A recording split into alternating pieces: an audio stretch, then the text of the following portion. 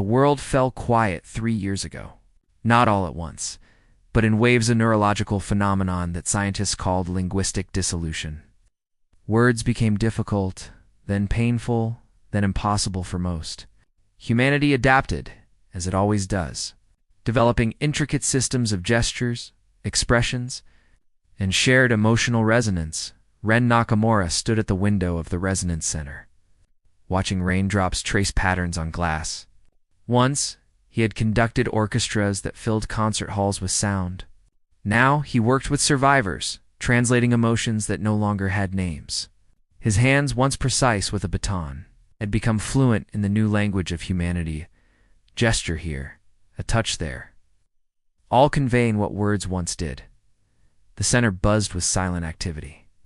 Therapists guided patients through recovery exercises, medical staff monitored vital signs, and researchers documented every breakthrough in understanding this new human condition. Ren's department specialized in emotional translation, helping those most affected by the great silence reconnect with others. "You're needed in assessment," Maya signed, her fingers dancing efficiently through the air. As the center's lead coordinator, she moved through the facility with purpose, her expressions clear enough that signs were almost redundant. Ren nodded, gathering his tablet and stylus. Assessment meant a new arrival, someone still struggling with the transition. He made his way through the curved corridors, past the meditation gardens and art therapy rooms. The center had been designed to soothe soft edges, natural light, and colors scientifically proven to ease neural distress. The assessment room was smaller than most, designed to not overwhelm new patients. Dr. Emerson stood beside the door, his weathered face creased with interest. "Unusual case," he wrote on his tablet, showing it to Ren, though most had abandoned words. Some professionals still used written language when precision was crucial. Found near the abandoned Arcadia colony outpost. Doesn't respond to standard protocols. Ren raised an eyebrow in question. "She's different," Dr. Emerson added simply, then opened the door. The woman sat perfectly still, her back straight, hands folded in her lap. Her skin had an unusual purple undertone that caught the light in fascinating ways. Xenobiology had documented similar traits in colonists from worlds with different atmospheric compositions. She wore the standard gray assessment garments, but somehow made them look like chosen attire rather than assigned clothing. Most striking were her eyes, large, luminous, and impossibly deep. When she looked up at Ren's entrance, he felt a jolt of something beyond professional interest. Those eyes didn't just see. They communicated with an intensity that made conventional language seem crude by comparison. Ren approached slowly, deliberately making his movements open and calm. He sat across from her, not too close, and waited.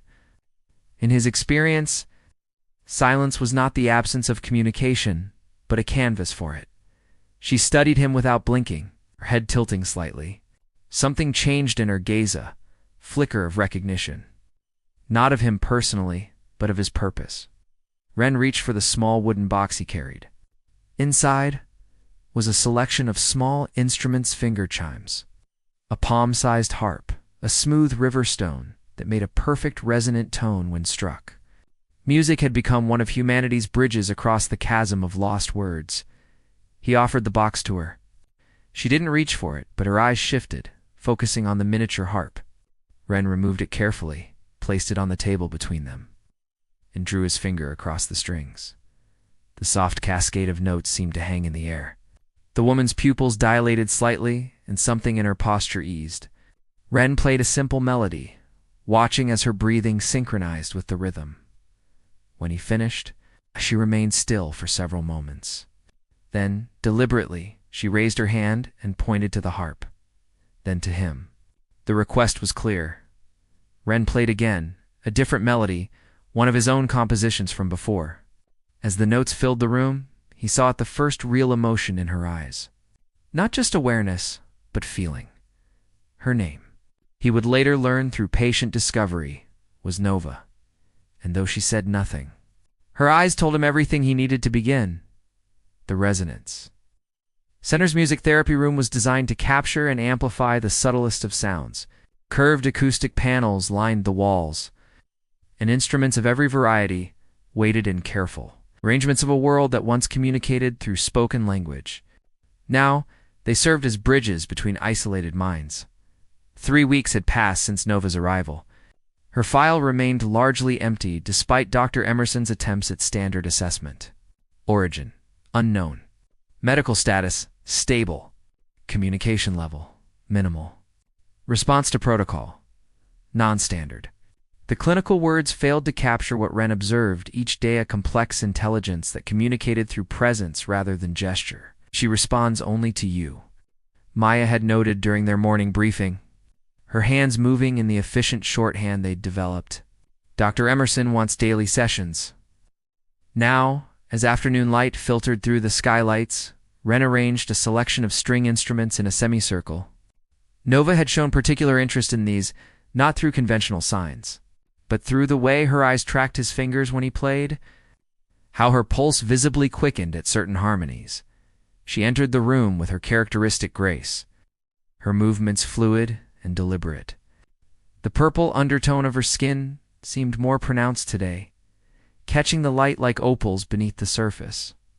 Ren had researched similar physiological traits and found records of colonists from Proxima Centauri b developing similar adaptations to the planet's different light spectrum. Was that where she'd come from? The colony there had gone silent years before the Great Silence. Ren gestured toward the instruments, inviting her to approach. Most patients needed encouragement, but Nova moved directly to the cello, running her fingers 5 on each hand, long and elegant along its wooden curve with unmistakable familiarity. He watched as she settled beside it, not taking it in position, but simply resting her palm against its body. When she looked up at him, her eyes held a question. Ren picked up his viola and began to play a simple repeating pattern in invitation. After several measures, he paused, leaving a deliberate silence.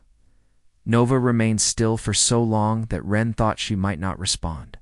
Then she placed her fingers on the cello strings and drew out a single, perfect note that seemed to vibrate through the room. She didn't continue the melody he had started, but offered something new for notes that rose and fell like a question. Ren felt his breath catch. It was the first time she had initiated any form of exchange. He repeated her phrase, then added his own response. She listened, head tilted slightly, then played again the same 4 notes. But with subtle variations in timing and pressure that changed the emotional quality entirely, they continued this musical conversation, neither leading nor following, but creating something between them. Ren lost track of time as they built a shared language of sound and response. He noticed how her expression shifted with certain harmonies, how minor sevenths made her eyelids flutter, how resolved chords brought a slight relaxation to her shoulders. When the session timer gently chimed, Nova set down the bow with visible reluctance. She stood, smoothing her simple tunic with precise movements, but didn't move toward the door. Instead, she walked to the window where rain had begun to fall. Placing her palm against the glass, Ren approached carefully, maintaining the respectful distance established in their sessions. He watched as she traced a raindrop's path down the window, then turned to look at him with an expression he hadn't seen before, softening around her eyes. A slight upward curve of her lips. That wasn't quite a smile, but suggested the possibility of one. She reached slowly toward him, not touching, but extending her hand until it hovered near his. A question, an offering. Ren remained perfectly still, allowing her to determine the boundaries. After a moment's hesitation, Nova's fingertips brushed against his, the lightest of contacts. Warm and electric. In that moment of connection, Ren sensed something profound passing between them, not information, but emotion. Loneliness, curiosity, and something like hope. She withdrew her hand and moved toward the door with her usual measured steps, but paused at the threshold to look back at him. The message in her eyes was clear. Tomorrow, we continue. After she left, Ren made his notes in the system. Under progress, he wrote simply, "Music speaks when words cannot. She is listening." And today, she answered. The art therapy studio smelled of clay and watercolors. Morning light streamed through tall windows, illuminating dust motes that danced in the air like visual music. Ren had requested a change of venue for today's session. Intuiting that Nova needed new forms of expression beyond what music alone could offer, color may access different neural pathways, Dr. Emerson had agreed, though his skeptical expression suggested limited expectations. Document everything. Nova entered precisely at the scheduled time. She was never early, never late. Today she wore the standard center-issued clothing. But someone, perhaps Maya, had found her a shawl in deep indigo that complemented her unique complexion. The fabric draped around her shoulders like liquid shadow. Ren had prepared various stations: clay for sculpting, paints with large canvases, digital tablets for those who preferred precision. He made no suggestion, simply stepped back and allowed her to explore. She moved immediately to the watercolors, examining the palette with scientific interest. Her fingers, Ren had noticed they were slightly longer than typical human proportions, hovered over the colors, finally selecting a deep violet that matched her own skin tone. For nearly an hour, Nova painted with intense concentration. Unlike other patients who used art therapy to express chaotic emotions, her brushstrokes were deliberate and methodical. The image taking shape was abstract but suggested a landscape rolling purple hills beneath twin suns, one larger and redder than Earth's familiar star. Ren sat nearby, sketching his own impressions without interrupting her flow. When she finally set down her brush, she motioned him over with a gesture that had become part of their private language, a subtle lifting of her chin that meant sharing. The painting revealed more than Ren had initially observed. Hidden within the purple landscape were structures, domed buildings, connected by transparent tubes. Unmistakably, a colony outpost. In the foreground stood two figures, one taller with the same purple undertones as Nova, one smaller, perhaps a child. Nova pointed to the larger figure, then placed her hand over her heart. Then she touched the smaller figure and closed her eyes. Briefly, a gesture of loss that required no translation. Ren felt a tightening in his chest. The painting was clearly autobiographically home lost, a loved one gone. He reached for his tablet, opening a star chart application, carefully set it between them. Nova studied it, then with precise movements, navigated to a system near Proxima Centauri. She zoomed in on the second planet and touched a location in the northern hemisphere. Her eyes met Ren's, a question in them. "Do you understand?" He nodded slowly. The Proxima colony had been one of the first to fall silent years before the Earth's Great Silence. Official reports cited an atmospheric containment failure, but Nova's presence suggested survivors. She began another painting immediately. This one, darker blacks and deep blues swirling around a central purple light. As she worked, Ren noticed tears forming in her eyes, though her expression remained composed. When she finished, she pushed the painting toward him with a gesture that seemed almost like relief. This image was harder to interpret, a chaotic scene that might represent destruction, or perhaps escape. But the emotion behind it was unmistakable. Trauma, fear, survival. Without thinking, Rin reached out, his hand stopping just short of hers. Nova looked at the space between their fingers, then slowly, deliberately closed the gap. Her skin was warmer than he expected, almost feverish, but her grip was steady. They sat like that, connected yet silent. As afternoon shadows lengthened across the floor, something profound had shifted between them, trust taking root in shared understanding. When Maya appeared at the door for Nova's scheduled medical assessment, she paused, clearly noticing their clasped hands. Her eyebrows raised in a question directed at Ren. Nova stood, releasing his hand with a gentle squeeze that felt like both gratitude and promise. As she followed Maya from the room, her steps seemed lighter, as though sharing her story had relieved some invisible burden. Ren gathered the paintings carefully. He would add them to her file, but first, he studied them again. Seeing not just what they depicted, but what they revealed, Nova was not simply a patient struggling with communication. She was a survivor carrying memories of another world, another life. And somehow, through art and music and silent presence, she was finding ways to share that life with him. The storm arrived without warning, a meteorological anomaly that overwhelmed the city's weather control systems. Wind howled against the resonance center's reinforced windows, and lightning cut jagged paths across the darkening sky. By mid-afternoon, power fluctuations had begun, causing the center's systems to switch to emergency protocols. All non-essential personnel are being sent home, Maya informed Ren, her gestures sharp with efficiency. Residents will remain in secure zones. Dr. Emerson wants you to check on Nova. She's becoming agitated. Ren nodded, concern creasing his brow. Nova had been at the center for nearly 2 months now, making steady progress through their sessions. But she still struggled with unexpected changes. A facility-wide disruption could undo weeks of careful therapeutic work. He found her in the observatory dome, a circular glass-enclosed space normally used for celestial therapy. Rather than retreating to her room as instructed, she stood pressed against the glass, watching the storm with an intensity that suggested more than casual interest. Her purple-hued skin seemed to shimmer with each lightning flash, almost as if responding to the electrical charges in the atmosphere. Ren approached carefully, making his footsteps deliberately audible. Nova turned, acknowledging his presence with a slight inclination of her head. Her eyes held no fear of the storm. Instead, they reflected a strange recognition, even longing. He gestured toward the lower levels, indicating they should move to safer areas, but she shook her head decisively. Instead, she pointed to the storm, then to herself, then made a circular motion with her hands that he had come to understand meant connection or similarity. Before Ren could interpret this fully, the lights flickered once, twice, and then went out completely. Emergency lighting activated seconds later, bathing the observatory in a soft blue glow. Nova didn't seem startled. If anything, she appeared more at ease in the dimness.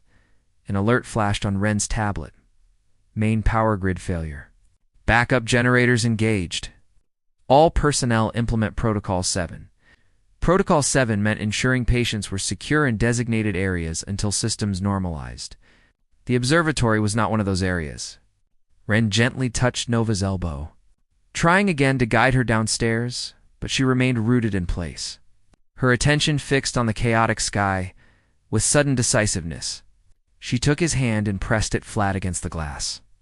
Through the transparent barrier, Ren felt the vibrations of thunder, not just heard, but experienced his physical sensation. Nova watched his face carefully, waiting for comprehension. Understanding dawned slowly. She wasn't afraid of the storm.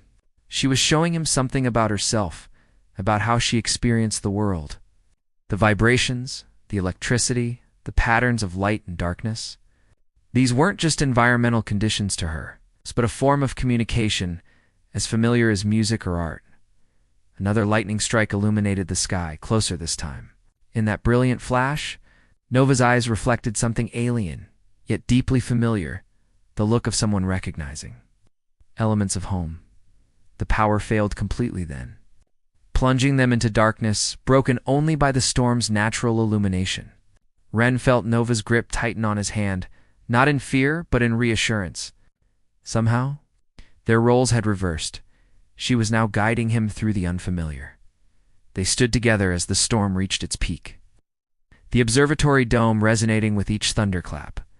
In the intermittent lightning flashes, Ren observed subtle changes in Nova's expression, a relaxation around her eyes, a softening of her usually guarded posture. She was, he realized, in her element. When she turned to face him fully, lightning silhouetted her against the turbulent sky. Without hesitation, she placed her hands, both hands warm and slightly vibrating with energy, on either side of his face. The touch was gentle yet deliberate, her fingertips tracing the contours of his features as if reading him in a way that transcended sight. Ren remained perfectly still, heart racing. This was unprecedented. Nova had never initiated such direct contact. Her eyes, luminous in the darkness, held his with an intensity that communicated more than words ever could. "I see you. I understand you. Do you understand me?" He raised his own hand slowly, mirroring her gesture, and felt a slight current pass between them, static electricity from the storm, perhaps, or something more inexplicable. Nova didn't pull away. Instead, she leaned closer until their foreheads touched, creating a circuit of connection, in that moment of perfect stillness amid chaos. Something profound passed between them. Not knowledge, exactly, but recognition. Two beings from different worlds, finding common language in silence. When emergency generators finally restored partial power, separated naturally, without embarrassment. Nova's eyes held a new expression, one that Ren interpreted as not just understanding, but belonging. For the first time since her arrival, she followed him willingly to the lower levels, her hand occasionally brushing against his as they navigated the dimly lit corridors. That night, Ren made the most detailed entry yet in Nova's file. The storm revealed what words cannot. Dawn arrived with remarkable clarity after the storm, as though the world had been cleansed of its usual atmospheric haze. The resonance center hummed with repair activities as technicians restored systems damaged during the power outage. But in the eastern solarium, a different kind of restoration was taking place. Nova sat cross-legged on the floor, surrounded by a semicircle of small objects she had collected over the weeks of smooth river stone. A crystal prism, a copper wire coiled into an elegant spiral, and several other items that seemed unremarkable but clearly held significance to her. Ren sat opposite her, notebook set aside, giving her his complete attention. 3 months had passed since her arrival, and everything had changed after the night of the storm. Nova's file had been officially redesignated from recovery patient to cultural exchange participant after Dr. Emerson reviewed Ren's findings. What had begun as therapy was evolving into something unprecedented, new form of communication between fundamentally different ways of being. Begin whenever you're ready, Ren signed, using the simplified gestures they had developed together. Nova nodded, her movements more fluid and confident than when she first arrived. She picked up the crystal prism first, holding it to catch the morning light. Rainbow patterns scattered across her purple-tinged skin and the white floor around them. She pointed to a specific color band. The violet tindigo transitioned then to her eyes, then to Ren. He understood immediately. She was showing him how she perceived him. Not just his physical form, but something deeper. An energy signature, or essence, that existed in a spectrum slightly different from visible light. Next, she took the copper coil and placed it near a small speaker that emitted a low, barely audible tone. The coil vibrated subtly. She touched it, then touched her chest, then reached out to touch Ren's chest lightly, a gesture that conveyed not just intimacy but fundamental truth. We are both creatures of resonance, responding to the world's frequencies. For the next hour, Nova led Ren through what he could only describe as a masterclass in her native form of communication, a complex language of light, vibration, electromagnetic resonance, and subtle energy that required no words, no signs, not even expressions, but a kind of presence that human language had no terms for. When she had finished her demonstration, she sat back, watching him with those extraordinary eyes that had first captured his attention. The question in them was clear. Do you see me now? Ren set aside his professional distance, his clinical objectives, and responded not as a therapist, but as one sentient being to another. He picked up the prism, positioning it to cast colored light across his own features, then deliberately directed the violet spectrum toward her, a recognition of her nature, her difference, but also an acknowledgement of connection. Nova's reaction was subtle, but profound, a softening around her eyes, a slight intake of breath. She reached for his hand, not with the hesitant touch of previous weeks, but with confidence. When their fingers intertwined, Ren felt that now familiar current between them, stronger than before. I have a theory, he wrote on his tablet, showing her the screen. You communicate through electromagnetic fields, what we might call auras, or energy. The storm, with its electrical charges, felt like home to you. She nodded, a human gesture she had adopted but made entirely her own.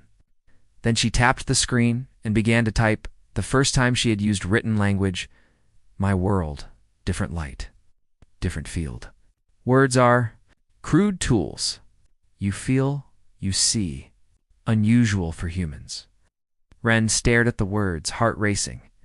You understand our language? Nova typed again. Always understood. Could not connect.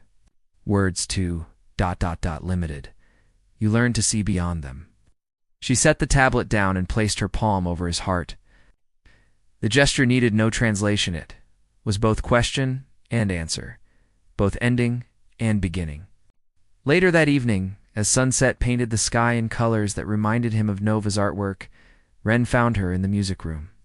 She wasn't playing any instruments, but standing by the window, watching the changing light with evident appreciation. He joined her there, comfortable now in shared silence. When she turned to look at him, something had changed in her gaze. A decision made. A barrier dissolved. Nova reached up slowly, tracing the outline of his face with fingertips that trembled slightly. Then she leaned forward and pressed her forehead to his, the gesture that had begun during the storm. But now deliberate, intentional. Through the point of contact, Ren felt a rush of emotion that wasn't his own gratitude, affection, and something deeper that transcended easy categorization. They stayed that way as twilight deepened into night. Two beings finding connection across differences that once seemed insurmountable. No words passed between them, none were needed. In her eyes, in her touch, in the shared field of energy that surrounded them, Ren found everything that language had ever tried and failed to express. Dr. Emerson's final note in Nova's file read, "Patient has graduated from the program," though recovery is perhaps the wrong framework. What we have witnessed is not the restoration of a broken communication system, but the evolution of a new one.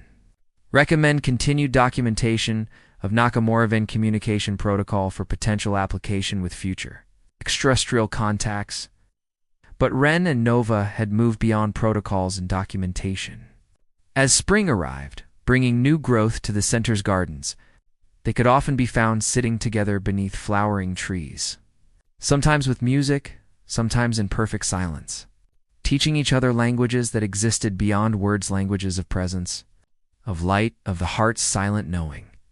In a world forever changed by the great silence, they had discovered that the most profound connections required no sound at all, only the courage to see, to feel, and to recognize oneself in the eyes of another.